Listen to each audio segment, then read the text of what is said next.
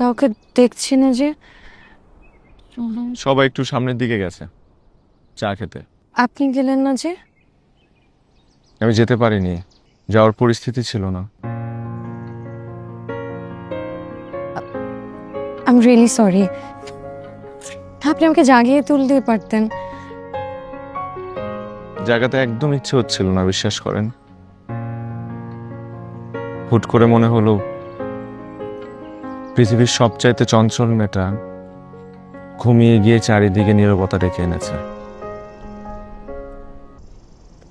আর এই নীরবতা গাম্ভীর্য নয়, সহজ, সরল,